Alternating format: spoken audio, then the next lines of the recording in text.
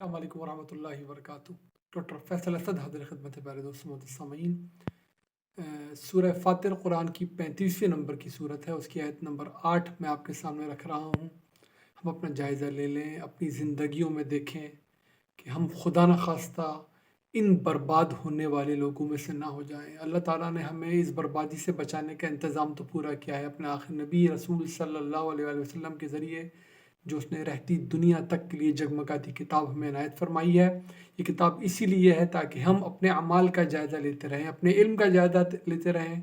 اپنے عمل کا جائزہ لیتے رہیں۔ اللہ فرماتے ہیں سورہ فاطر میں آیت نمبر 8 میں، اعوذ باللہ من الشیطان الرجیم، افمن زین لہ سوء اعملہ فرآہ حسنا فإن اللہ یضل من یشاء ویہدی من یشاء فلا تذہب نفسک علیہم حسرات ان اللہ علیم بما یصنعون۔ کیا وہ شخص جس کو اس کے برے اعمال اچھے کر کے دکھائے جانے لگے، یعنی کہ وہ اپنے برے اعمال کو اچھا سمجھتا رہے، ایک چیز یہاں پر لکھی نہیں ہے لیکن مطلب ظاہر ہو رہا ہے، کیا وہ اس جیسا ہے جس کے اعمال واقعی ٹھیک ہوں؟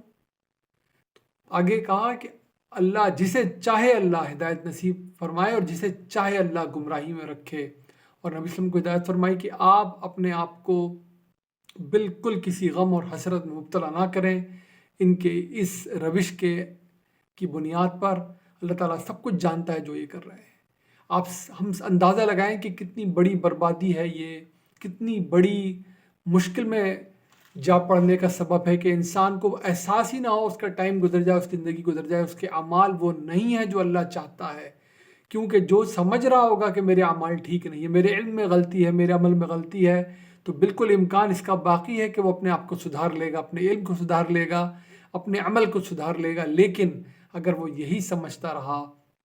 کہ میں جو کر رہا ہوں وہ ٹھیک ہے، میرا علم بھی ٹھیک ہے، میرا عمل بھی ٹھیک ہے، تو پھر اس کے راہ راست پر واپس آنے کا تو کوئی امکان ہی باقی نہیں رہتا۔ میں بار بار عرض کرتا ہوں، ہم خود یہ سمجھ لیں، دیکھیں ہم جس عمر میں ہیں، ابھی ہمارے آنے والی جو نسل ہے وہ شعور کی عمر کو پہنچ رہی ہے۔ اگر ہم نے دین ان کو علمی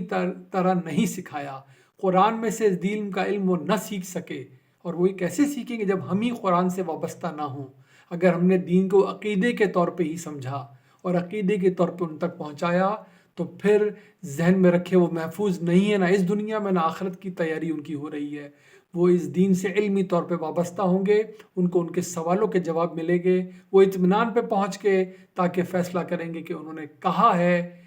اور تاکہ وہ اس پہ عمل کریں کہ اشہد ان لا الہ الا اللہ واشہد ان محمد رسول اللہ۔ یہ صرف زبان سے الفاظ دہرانے کا نام نہیں ہے کلمہ،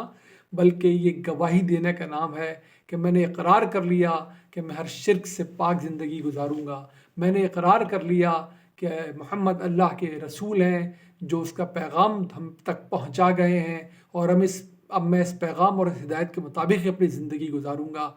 اس کمٹمنٹ کا نام کلمہ پڑھنا ہے، اس کلمے پہ عمل کر کے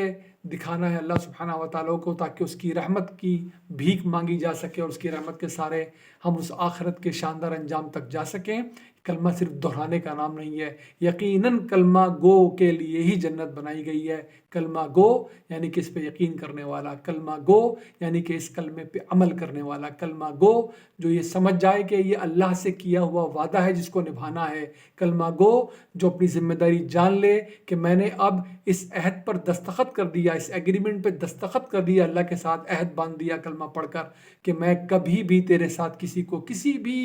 کسی بھی عنوان کے تحت شریک نہیں کروں گا، نہ تیری ذات میں کوئی شریک ہوگا، نہ تیرے حکم میں کوئی شریک ہوگا، نہ تیرے فیصلوں میں کوئی شریک ہوگا،